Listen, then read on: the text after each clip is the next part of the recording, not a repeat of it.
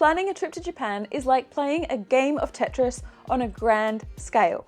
Trying to fit in all the activities you'd like to do in and around ticketing schedules, when the tickets are actually released, proximity of these activities and other touristic sites to each other to minimise public transport transit time, and all within the number of days you have to spend in this, the most habited city in the world, Tokyo. 37 million people.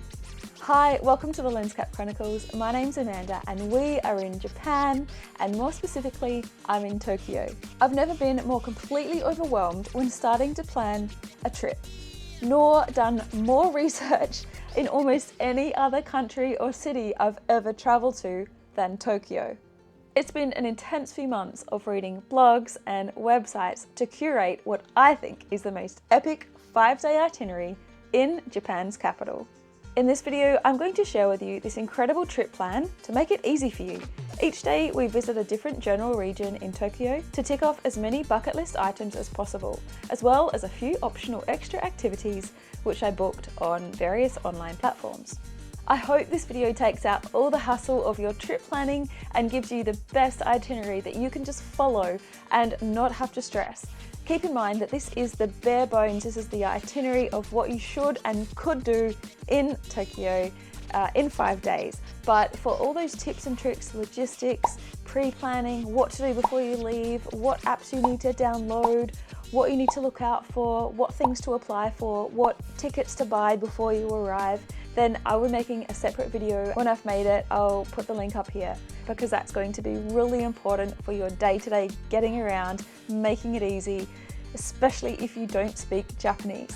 And I'll be making other videos on my food journey, walking tours, my favourite activities to do in Tokyo, my relaxing trip to a Japanese onsen, which is a geothermal spring resort, and more. I even have a very special and fun Tokyo reveals video, so stay tuned for that. As an aside, if you're a theme park fan, then you'll need to budget an extra day or use one of those days to go and see Disney Sea or Disneyland. If you're an adult, go to Disney Sea. You can do more adult things there, including having a beer when you're getting a bit parched. And if you've got a family, go to Disneyland. Anyway, let's get cracking. We have an incredible itinerary ahead of us. Day 1 incoming.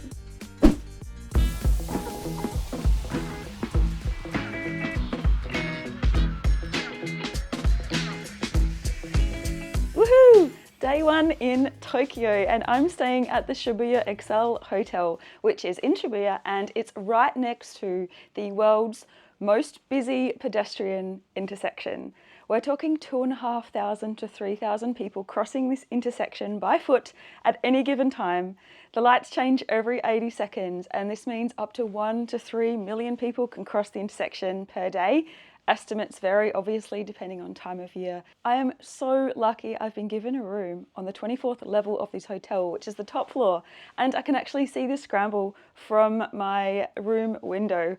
Note that if you are following this itinerary, we do actually explore Shibuya tomorrow, so you can do the Scramble then. It won't take you that much extra time. But we have no choice but to start with some mayhem today because I need to get to Shibuya Station so that we can head over to our first day of exploring in Ginza. Here we go, crossing the Shibuya Scramble. It's actually really quiet. Certainly not thousands of people here at the minute, definitely hundreds, but it is only 8:45 in the morning. So lots of people on their way to work through all of the different zebra crossings. Amazing experience. And if you're not staying in a hotel with a view of the Shibuya Scramble, then you can walk across to Starbucks, which has a great view of everyone flooding through the zebra stripes. Another very popular stop in Shibuya is that of the Harajuku statue, and this cute little dog, this faithful dog behind me, was the dog of Ueno, and his master would come home every day to Shibuya Station where the dog would be waiting. Unfortunately, Ueno died and didn't come back to the station one day, and his little pup waited for over 9 years at Shibuya Station for his master to come back.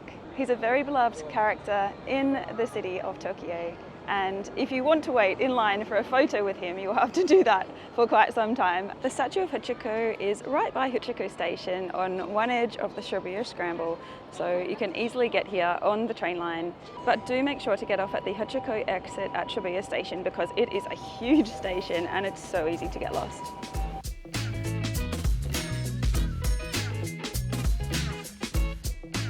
Now, would you believe our next destination is actually a train station, and we are in Tokyo's largest train station. It's simply called Tokyo Station or Central Station, and the reason I'm here is because there's a few very cool streets that we can go and check out, including a food street, a ramen street, and the most popular character street, where you can find all sorts of characters for sale in 21 shops. Anything from Winnie the Pooh to Pokemon to Hello Kitty. Let's find out. And where all three streets converge at the little roundabout, these shops are set to open at 10 a.m. in an absolute blaze of lights and cartoons and anime, sweet treats, breakfast goods. It's incredible. I'm just in time to check out the opening of some really kitschy but cute Japanese characters on Character Street. First shop, and we have some cute little kitschy cups. 748 yen, chopsticks, tea towels, socks, underwear, bags, you name it, they've got it. I'm actually not all that into cartoons normally, but this place has got me so intrigued. I'm not sure what you'd need half these products for in your daily life, but they're pretty cute, very colourful. They certainly catch the eye. I mean, everyone needs a cute little pink angry monster in their life, right? Oh my gosh, I actually need to buy this for my nephew. He's 2. This is so cute. Okay, the first of what I'm sure will be many unnecessary purchases in Tokyo, but this is going to look super cute on my nephew.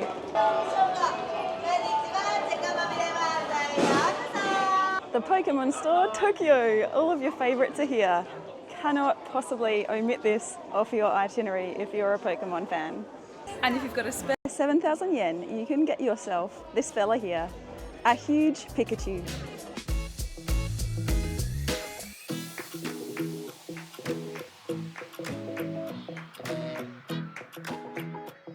Guys, I'm just about to go into my first Bandai shop. This seems to be quite popular even with fully grown adults. You put some money in a slot and out pops a mystery parcel in a ball. There's lots of different themes you can choose from, but they all spit out a ball. And inside the ball is a toy.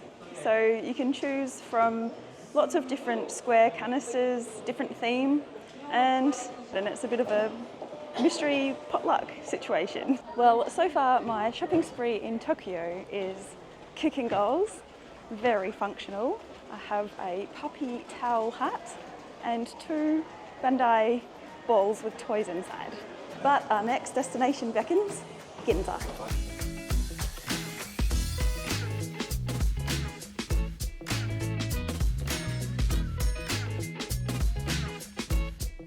It's been quite a busy morning so far, so I'm just taking a moment in Tsukiji Park, which incidentally happens to be right outside Ginza station, and it's really peaceful. It's a complete sanctuary of greenery, a nice little statue in the middle, individual park benches where you can come and find your own little corner to relax. So I thought I would take my opportunity to introduce Ginza to you. Bustling streets, crowded shops, gorgeous clothes and high-end brand names are all synonymous with the fabulous Ginza area. Located in the heart of Tokyo, Ginza is known as one of Japan's premier shopping areas where luxury brands from around the world converge. And this is on show as I exited the Ginza station with an Emporio Armani shop to greet me. The main street in Ginza is Chuodori, but it's not just the main street that is absolutely awesome. The side streets have a lot of surprises, including satellite shops for every major fashion brand, and you'll find long established stores from the historic Edo period with cutting-edge brand shops. There's also some high-end, reputable and Michelin-rated restaurants to enjoy dinner at the end of your day. Some of the more exciting shops that you'll find in Ginza are the Uniqlo flagship store and the Muji flagship store, which are both clothes stores found throughout the world, but they originated here. The other really exciting place to go is the rooftop garden of Ginza 6 department store, where you can overlook the Ginza cityscape, making it ideal for capturing the urban scenery. There are also many facilities where you can experience Japanese traditional culture and art, such as the Kabukiza Theatre and some art galleries nearby. The first shop we'll be going to today is the Uniqlo flagship store, and that's a mouthful. And this has become a popular chain worldwide. The clothes are very basic, simple, easy to mix and match. They do well in other cultures. They're not very bright and gaudy and so forth. So they're kind of your everyday basics. I gotta say, the clothes are actually a little bit plain, really, but I think that's why they are so popular. Okay, mildly stressful rules about Uniqlo flagship in Tokyo. Only 5 items allowed, and if you want to try more than that, you have to line up again. And the line is slightly excessive. Move on to Ginza 6.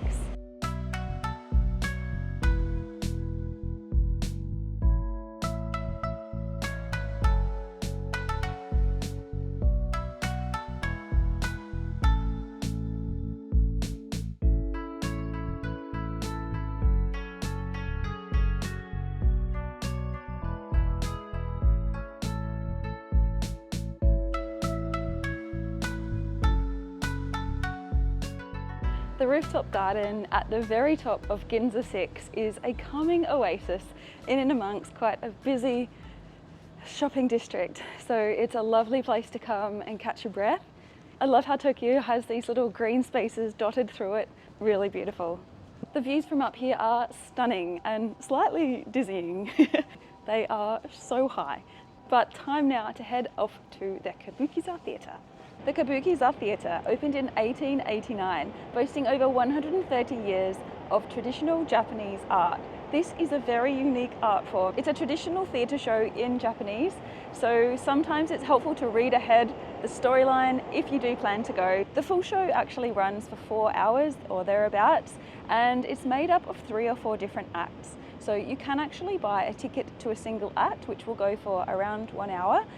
This can only be done though the day before the show, and they sell out very quickly. So obviously this is my first day in Tokyo and I was flying yesterday, so I had Matthew at home getting me a ticket when the online ticket booth opened at midday. Thank you, Matthew.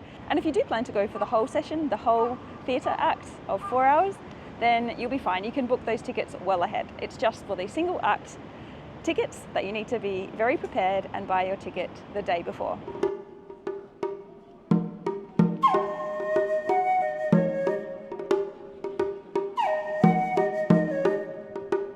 Wow, that was super interesting, and even though I did not understand a word of it, there were so many themes that came through that you could easily pick up in the storyline.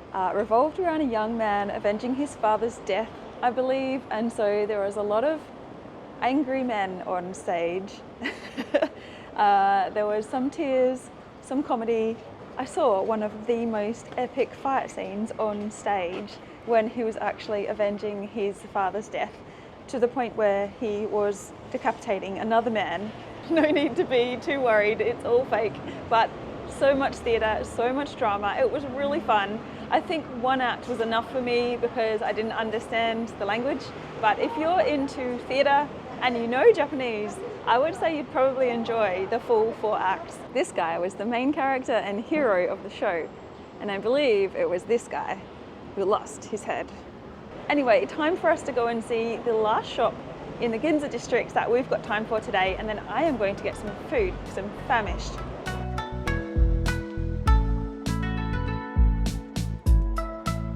Again, Meiji seems to come with clothes that are quite block colour, neutrals, mix and match style, very clean lined and elegant.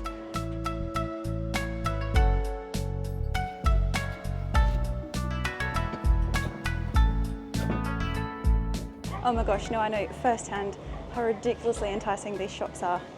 They now have a basket. That's going to be an impossible task coming out of shopping in Japan with no purchases. I'm very excited. What a cool store.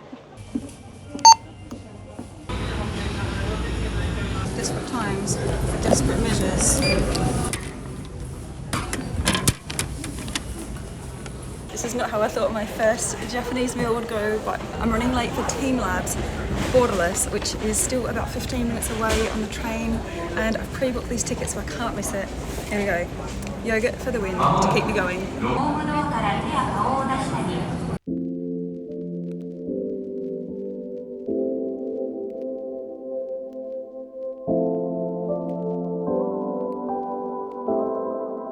Okay, I made it to Teamlabs. There are two Teamlab art installations in the city. One is called Planets and the other is called Borderless.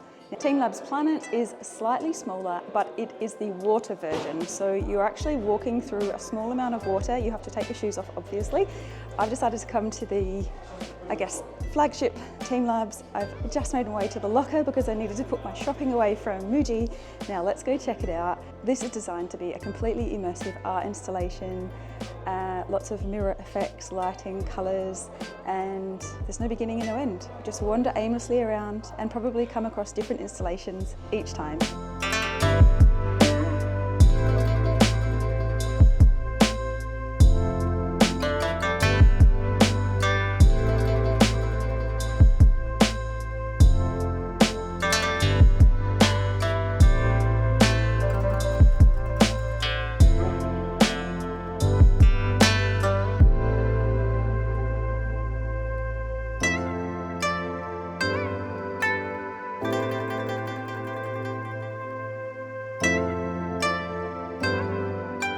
First meal in Tokyo, a little bit different to what I was expecting and much later in the day, but better late than never. Tokyo is full of raised vantage points that you can look out over the city. There's quite a few if you Google them, and everyone claims to be the best or slightly different in some way.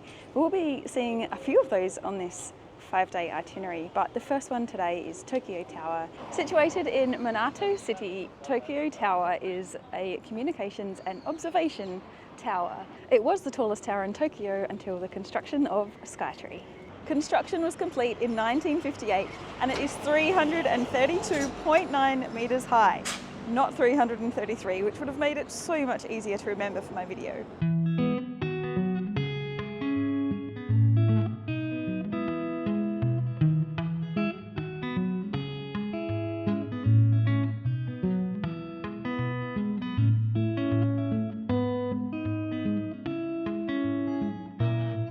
We've arrived at the main deck, which is 150 metres high. We've got some lovely 360-degree views around the city of Tokyo.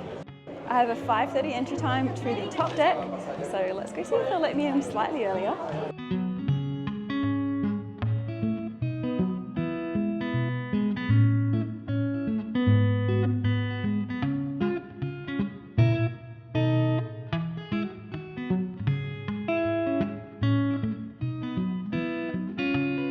Wow, 250 metres high and the views are spectacular. These views really give a great appreciation of the city. You can see all the way down to the major bridges and the water. The city is actually just starting to come alive. I can see little lights dancing across the skyline as some of the buildings start to turn in their lights for the evening. And one of the best reasons to book your ticket to the Tokyo Tower at sunset or dusk is that you get to see it as all the lights come on, and it is magnificent. What a crazy first day in Tokyo. Everything I could have dreamed and more, and now check out the Shibuya Scramble from my room, and away they go. Look at that.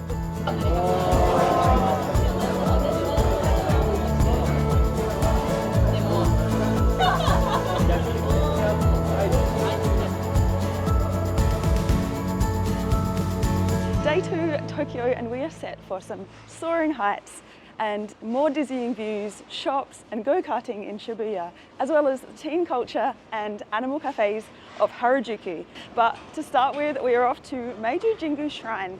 This is in the heart of the city, one of the largest in the city, and it's also surrounded by the largest man-made forest in the city. Yoyogi Park is a huge area full of nature. There are trees, pathways, small lakes, benches to sit on, flowers. It's really beautiful, and a lot of the locals use it here to exercise and just to take a breath away from the city, which is hectic and crazy in a concrete jungle. It's really soothing here, and being from Australia where we have so much nature, this is really my vibe. I really love it here, and it's so peaceful to walk around in. I'm making my way to the cherry blossoms garden. I'm hoping to see them on a tree, but I'm right at the end of the sakura season here in Tokyo, but gotta be in it to win it. These incredible trees only flower for 2 weeks of a year. They start at the southern tip of Japan, and they start to bloom in succession further and further north, and they only last 2 weeks at a time. So I'm right at the end of the season here in Tokyo. Most of the trees here are looking like the flowers are ready to depart. Just as a tip, if you're using Google Maps, something I found a bit confusing when you get to the park, Yoyogi Park, is that I thought you could enter the shrine through the park, but you have to exit the park, walk around the corner to get to the Meiji Shrine. Meiji Jingu Shrine was dedicated to the Emperor Meiji and to his Empress Shokin. And in ancient Shinto Japanese religion, divine souls, as Emperor Meiji is considered, are called kami, and kami stands for the divine spirit. And kami, or this divine spirit, is believed to be found in people and nature and mythology. It's actually a really unusual religion in that there was no founder, there's no holy book, there's not even really a concept of conversion. So it's very different to many other religions. If you're making your way through to Meiji Jingu Shrine on the transport system on the trains, then you'll get off at Harajuku station, and the shrine is roughly a 10-minute walk from the entrance along some beautifully curated gardens. We're here in the main area, the main court of Meiji Shrine, and wow, it's quite impressive. The buildings are so ornate. There are 2 doors on either side of the shrine at the wings. So I guess it's a lucky dip. Let's see what's on either side.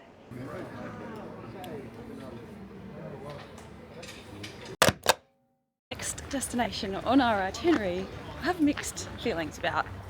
It's Shibuya Sky. It's very hyped online as one of the major platform viewing points looking across the city of Tokyo. You've probably seen it on Instagram and all manner of social media, and I'm very excited to see it, don't get me wrong, but the actual hassle of getting a ticket was a little bit of a pain, not gonna lie. Tickets are released 2 weeks prior to your scheduled visit date, and they sell out very quickly, and they come with a selected entry time. So if you're not hot, quick to it, you will miss the time of your choice and possibly the date of your choice. I would recommend going at dusk. There are meant to be beautiful sunset views, but if you do want to see Shibuya Sky, definitely need to book your ticket ahead of time.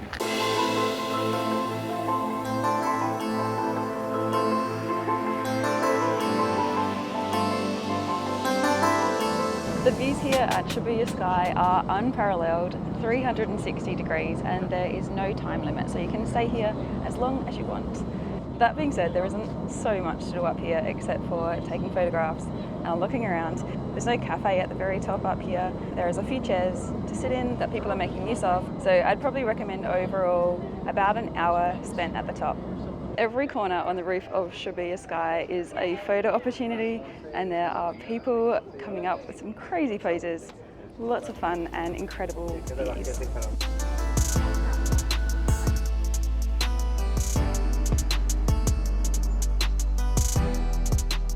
You will not believe what's coming next.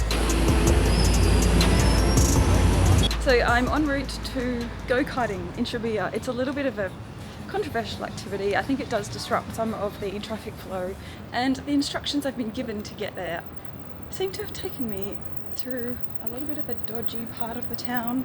I've just walked past a whole heap of strip clubs and girls' rooms and lots of men lining up outside, so very interesting. Anyway, I believe I'm on track to the go-kart entry with any luck. Phew, I have found it. It looks legitimate.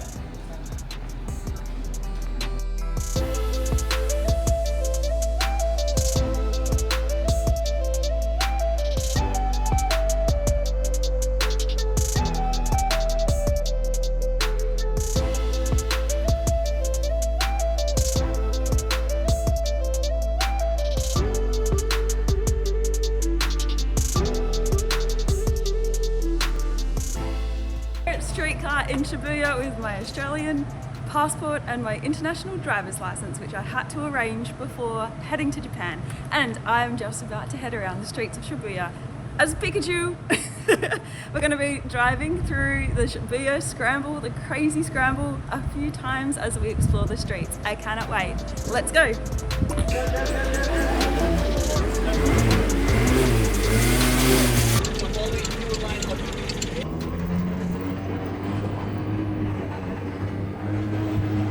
Get serious from over here, okay? Okay. Driving around Tokyo as a Pikachu is so much fun. I know we're probably a complete hazard and menace to those on the road, but this is so much fun. We are just about to enter Shibuya Crossing in a go-kart. Oh my gosh, I'm a little bit nervous. Here we go!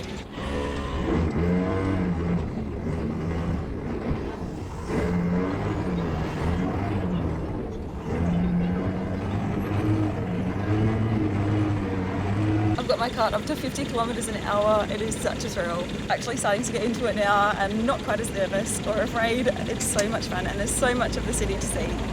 It's illegal to film while driving, so you're only allowed to film as your cart has stopped. Hence the GoPro that was on my head to capture some of this footage. Wow, what an experience.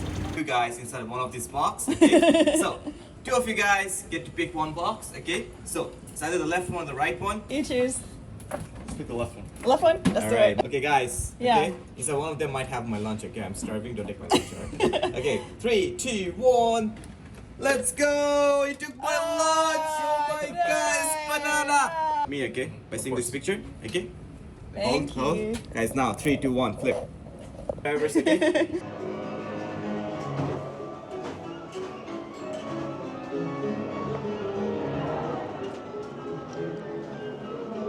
We're making our way to Takashita Dori, which is the main walking street in Harajuku. This is a place run by the under 16s. Anything that's cute, pink, bubblegum themed, with sweet scents, lots of candy. We're gonna have a look, see what we can find. This is where you will come across all the micro cafes, the animal cafes. Cats, pigs, hedgehogs, they're all there for you. I booked one for 7:30. I booked today and it was the last available time slot, so I didn't realize, but you do need to book ahead of time for the animal cafes. Let's see what Harajuku has for us.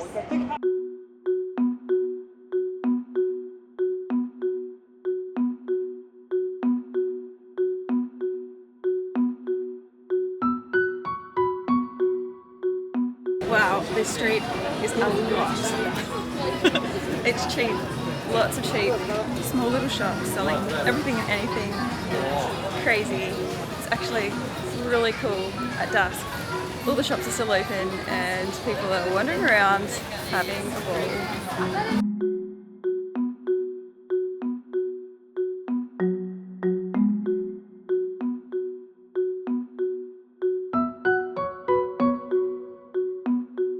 Admission to Harry's Hedgehog Cafe costs 2,310 yen for 45 minutes, and for the hedgehog treats they are 550 yen in addition.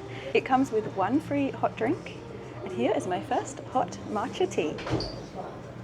It's steaming. Oof, so good. Japan does not disappoint. Food and beverages are on point. Oh my gosh. Oh, he's squirming to get away. Do they bite? Sometimes. Sometimes. Hello, little guy. Oh.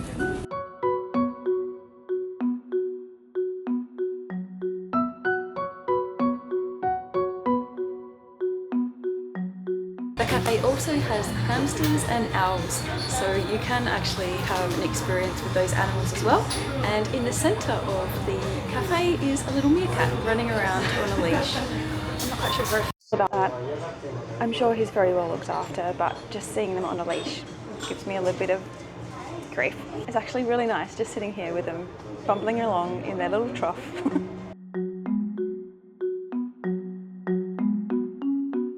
There are some really edgy but also some really cute stores for clothing and fashion in Harajuku. Gremlins, midnight snack, anyone? Aww.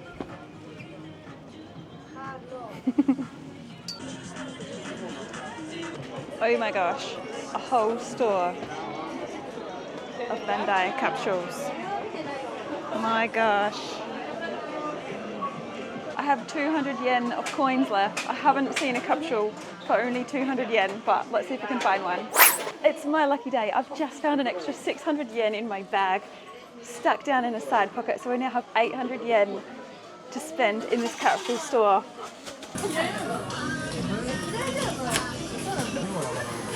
If this is what I think it is, then yes. めっちゃ親父みたいな。What you want to どれが欲しいの？ I want this one. 頑張れ、ファイトファイト。だ？あ、来た来た。あ、ピンクちゃん？あー、Thank you for helping me.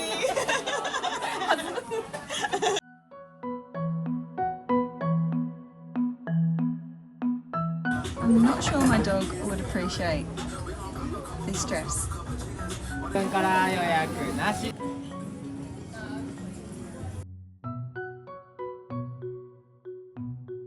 I found the perfect gift for Matthew. A Godzilla t-shirt. This guy has taken over the city of Tokyo a few times. Ah, this looks pretty mean. And for me, a memory from today, a Pikachu hat.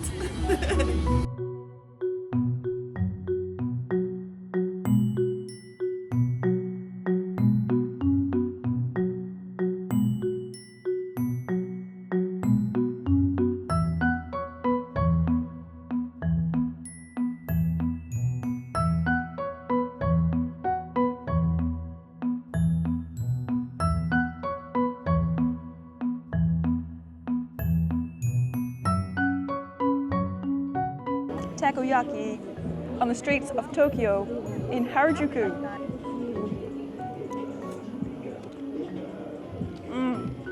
That is so good. So soft and fluffy, light and fresh. The octopus is divine. It's like a cloud in the mouth. Absolutely delicious. Gotta go, I've got a booking with a pig. Turns out there's a couple of My Pig cafes in Harajuku, so I've been sent with a map to come and find the one where I should be, down a dark alleyway.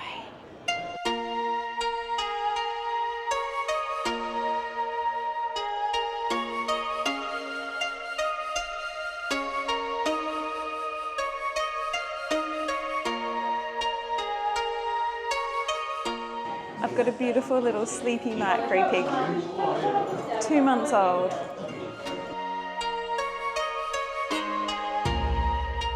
Such coarse hair. Hello. This is a twin Oh my brother, gosh. Vega. This is a roommate, they're all friends. Oh, okay. How old are they? 10 10 months. months. Wow. They're 10 months old micro pigs. I've got a big one coming. She's 1.5. Okay. She's 17 kilos. She's got, whoa. A little bit heavy. She's got lots of things around her mouth. It's just Is it okay to scratch from the front? Wow. This is as big as she'll get? No, she'll get bigger, like 20 Wow. to 25. The little legs going. Hello. She likes to rest her head. Oh, that's so cute. Hello. I found one who likes a good massage. Don't we all? Your tail's wagging just like my puppy. It must be a good sign. I'd say that's a happy pig. I've got a new friend in Tokyo. 8 p.m. is the last time slot that you can book in at My Pig Cafe because that's when the little piggies are off to bed. 2,200 yen for a piggy play date. Definitely worth it in my opinion. They are super cute, very soothing to spend some time with these pigs. As crazy as that sounds. All right, well, I think that's me done on Takashita Street for one evening. But just around the corner is an equally quirky neighborhood called Cat Street. And this is a street that kind of connects Harajuku and Shibuya, and it's been known for quirky clothing, kind of teen clothing. Edgy, designer, up and coming, niche clothing that's kind of boutique-y and eclectic.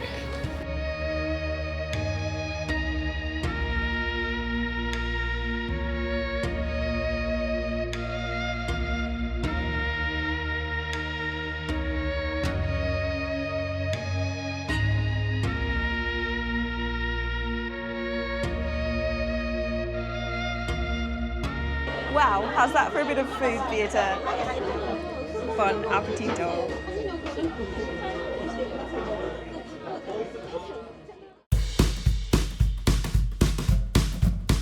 For those of you up for some more shopping, then Shinjuku's got you covered, but it's also known as the epicenter of Tokyo's nightlife. This is the place you can get up to some funky, weird things. Shinjuku is also known for its huge dynamic 3D billboard just outside of Shinjuku train station, and photographers will set up full-scale tripods in the crossing below just to film a short sequence of the famous fairy cat. Despite all of the hype surrounding Shibuya Scramble, I found the crossings in Shinjuku almost more flamboyant and chaotic. With cartoons, lights, and music blaring from most billboards surrounding them, they are an overload of the senses above, whilst chaotic and busy on the street level as pedestrians march their way across. I decided to change hotels from Shibuya to Shinjuku today so I could compare my experience in two highly recommended hotels based in two of the most recommended regions in Tokyo for first-time visitors. I'm making another video on this experience, so if you're interested in where to stay in Tokyo and why, look out for that. The hotel I stayed at in Shinjuku is well known. It's the Godzilla Hotel, or Hotel Gracery, which showcases a Godzilla head on its 8th floor terrace, viewable from the hotel lobby and the street. The interior features some fun Godzilla lifts and is decorated in all things Godzilla paraphernalia. Even the tissue dispenser in my room was on theme. The goals for our first day in Shinjuku were to explore some of the nearby sites and then to build some courage and tackle the iconic nightlife on a recommended bar hopping tour. We're going to start with something a little bit smaller and less obtrusive, the Hanazoku Shrine. Tucked away in the back streets of Shinjuku is the Hanazono Shrine. This deity is known for love and relationships, so you'll find many people coming here for success in their relationships and fertility. Near the shrine, you'll find a mesmerizing path of consecutive red torii gates, creating an otherworldly atmospheric effect. And when in Shinjuku, don't miss the National Yuan Park Gardens. It's a 500 yen entry, but well worth it for a little peace and quiet, a haven in the craziness of Shinjuku.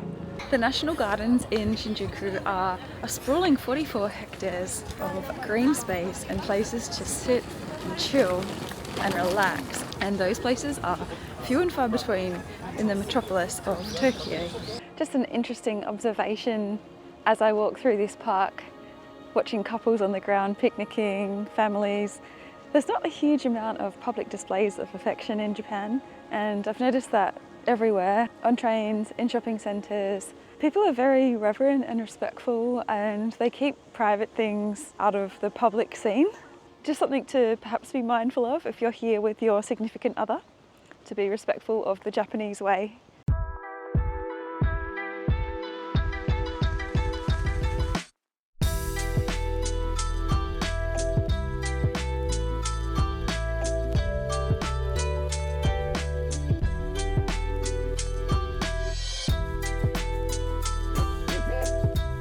I have absolutely no idea where I am. I got suckered in by a spruiker on the street as I was approaching my hotel, and I'm in a restaurant that I have no idea the name of on the 6th floor of some random building, but they are going to serve me food and a glass of wine. I've got my soybeans here ready to go ahead of our night out on our bar hopping tour. I've ordered some gyoza and some shiitake mushrooms. Oh, and some grilled scallops. I haven't tried scallops here yet, and it's absolutely one of my favourite seafood dishes. After a delicious meal on the streets outside my hotel, it was time to get ready for my evening bar hopping tour in the illustrious region of Shinjuku with the highly rated guide, Shingo. I can't wait to share this entire experience with you, and will include the video link when it's ready. It was safe and calm, and I had the best time meeting new people, trying new Japanese tipples, and learning all about the hidden underbelly of Japanese society. It was then time to admire the night view from my Shinjuku hotel room ahead of our adventure tomorrow in the anime and manga capital of Tokyo, Akihabara Electric Town.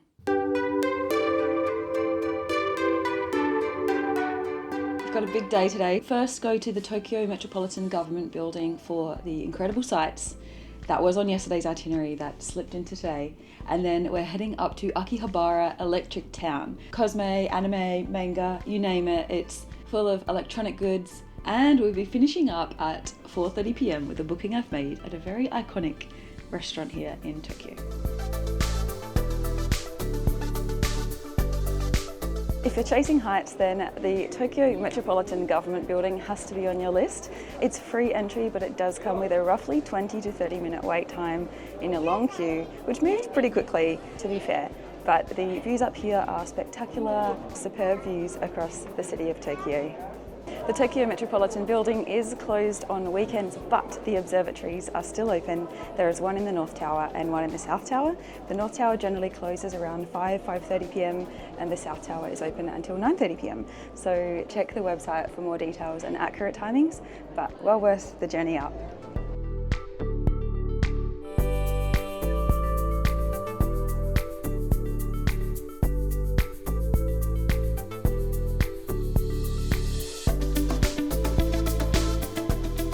Alright, Akihabara, Geeks Unite! This is a huge area full of electronics, manga, anime, cosme. Anyway, any single kind of Japanese character you could ever think of will lie on this street somewhere. The main street is called Shildori and it's closed between 1 and 6 p.m. on a Sunday to traffic. And incidentally, that is the time of day right now. So I'm just walking along this pedestrianised road and we're going to explore some of these shops. I have absolutely no idea which one to go in first. Actually, when I first arrived, I was so hungry, just wanted to find some food, and there's actually not really any main restaurants around. There are a few dotted here and there, but it's mostly just quick takeaway stuff because people just want to get into the stores shopping and trading cards. What I found so far in Akihabara is that you walk into a store and it's suddenly like 8 or 9 floors tall, and then you just need to get out at the right floor to find the right characters and animes and whatever you're looking for. People here have got their niche interests, and so they'll literally go to the store they want to spend their day in and park themselves there. So let's go check out some stores, see what crazy things we can find.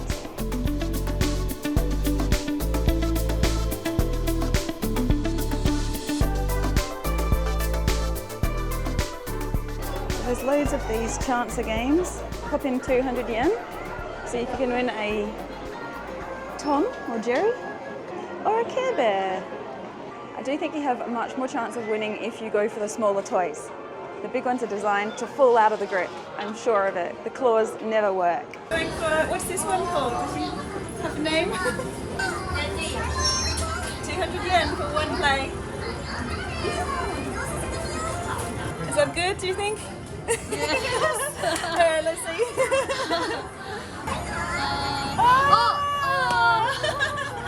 So close. Oh no, what a dad. Definitely go for the small toys. The big toys will not hold in those claws. Whoa, oh that's cute. Definitely not risking more money on that. Oh whoa, here we go. Anime, all the maze that you could ever want.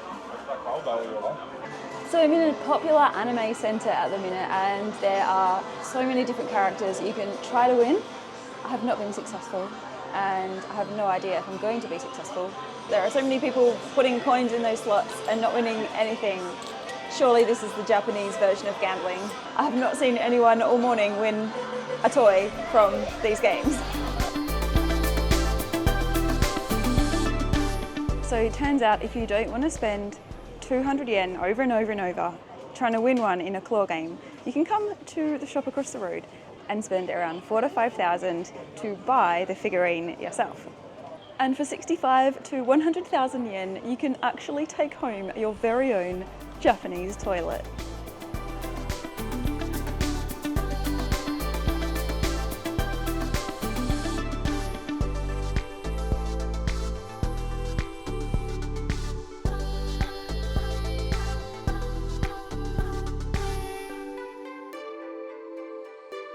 sure I just walked into a Japanese cartoon porn shop. Oh my gosh, this place.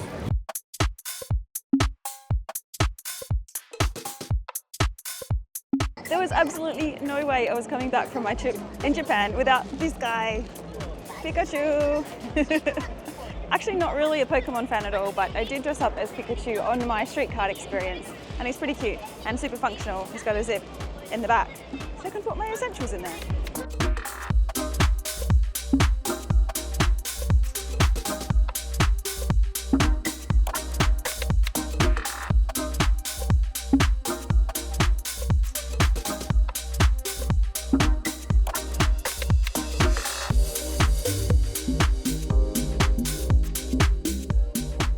And couldn't possibly buy something for myself without a little gift for Matthew. So Matthew, when I get home, this is all yours, Darth Vader. If cartoons and unique electrical goods are not your thing, you could easily swap for a tour of the boisterous and chaotic Tsukiji fish market, which I found extremely interesting, if not slightly overwhelming, but I thoroughly enjoyed trying the unusual food items such as sea urchin, eel skewers, wagyu beef, and strawberry mochi. See the video link above for more details. Alternatively, you could spend a relaxing walk through the Ueno Park, a hop, skip and jump from Akihabara. Here you'll find some excellent galleries and museums, beautiful pandas at Ueno Zoo, the Shinobazu Pond, and the historic Ueno Tushogu Shrine. If you're visiting at the right time of year, then you'll also have a chance to see the striking Ueno Park cherry blossoms. We're off to a restaurant called Samurai Restaurant Time, and it used to be known as the Robot Restaurant in Shinjuku. There's something a little bit adult component. It's not a strip club. It is nothing to do with an adult show, but you do have to show your passport as proof of age, and they use a whole host of strange robots. So it used to be called Robot Restaurant before COVID hit, and then after COVID they went under, management changed, and they're now called Samurai Restaurant Time. But apparently it's the same robots used in the show. The next thing you're going to see is going to be slightly crazy.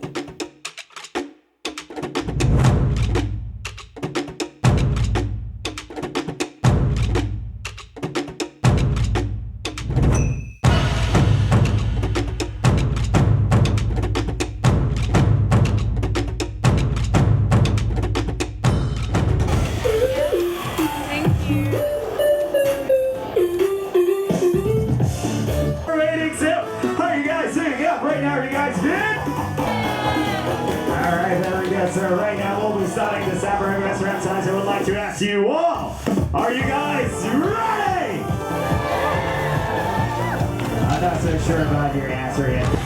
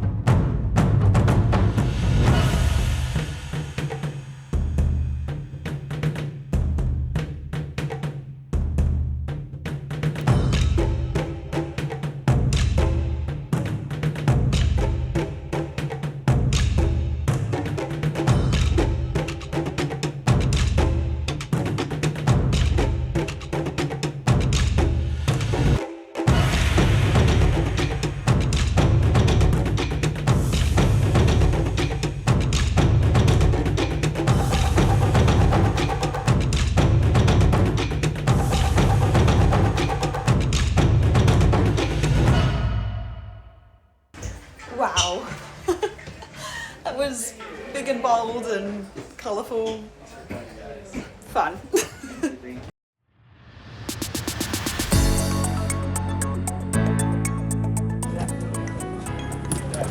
Is definitely full. It's really full. Yeah, put on a stone. I lost half a stone before I got here. I put a stone on. Stay body! Come by!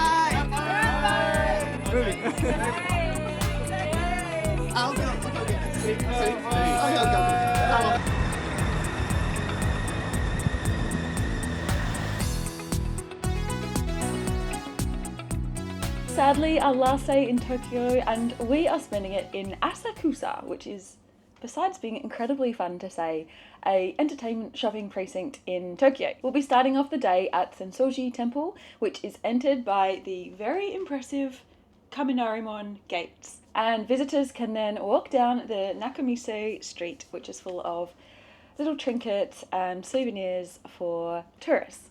I'm not sure why I was expecting a quiet and peaceful time at the Sensoji Temple, but I have found myself amongst the most visited religious sites in the world. There are over 30 million people who come here every year. If you're claustrophobic, then Sensoji is perhaps not for you, but this is quite an impressive Buddhist temple that has also been rebuilt since 1945 after it was attacked by the air raids in World War II. So this area has undergone a little bit of turmoil in the past. I'd also recommend skipping breakfast the morning you come here because there are so many amazing Japanese sweets on the street, on Nakamise Street, to try. Okay, walking up the steps to the main area of the temple. This place is chaos. There are so many people here. Like I said, this is the most visited religious site in the world. We're talking more people than Jerusalem or the Vatican or even Mecca in Saudi Arabia. It takes a while to get past all the people, but quite an impressive place. It's believed that tossing a 5 yen coin into the offering box in the temple will bring you good luck. And that is because the 5 yen coin, or goen in Japanese, sounds similar to the word goen in Japanese, also meaning destiny. So if you do toss your coin into the offering box, then perhaps you'll get a bit of good luck. Sensoji Temple is open between 6 AM and 5 PM, although do be sure to check for updated times.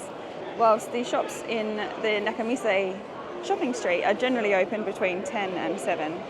It does appear I missed the memo and did not wear a kimono, so if you are after a bit of a traditional photo at Sensoji, then you can dress up in a kimono. You will not be alone, and there's plenty around here for rental as well if you don't know one yourself. Exploring the shops in the streets around Sensoji and Nakamise is an experience in itself. Cute food outlets, ice cream, and matcha products galore. It's worth spending a bit of time exploring. Ice cold beer in Asakusa. This is Sapporo Cooler label. Delicious and very cold. Have I got a beer moustache?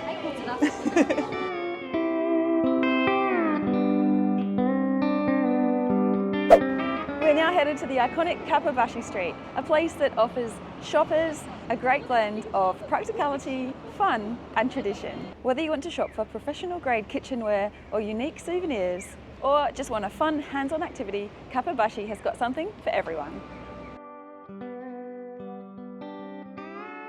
Another popular activity in Asakusa is to go on a boat tour along the Sumida River, which cuts down the side of Asakusa in between Asakusa and the Big Turd, aka the flame of the Asahi building. Things are getting serious, folks. I'm here at the Asahi headquarters, and no, I'm not applying for a job. Although that sounds quite fun. I'm going to the rooftop floor where they have an incredible beer hall for a pint. Super dry incoming. It's actually only quite a small space, but it does boast some of the best views across Tokyo. Next on the itinerary, a traditional Japanese tea ceremony. One of my favourite activities that I've done in Tokyo is the traditional tea ceremony, dressed up in kimono and traditional attire. We've just been taken through an incredible experience of tea making in Japan, served on traditional bamboo mats and with a host who has shown us all the different aspects. The traditional tea ceremony shows a lot of reverence and respect for the various elements. The understanding is that it's quiet so that people can hear and understand the small intricacies of nature in the stillness, the small sounds that we generally forget to take in on a day-to-day basis as we're busy rushing around. So there's a lot of non-verbal communication and cues, including bowing to each other as a mark of thanks and respect. So this tour that I'm doing actually is a combination tour. Next up, we're off to the Samurai Museum.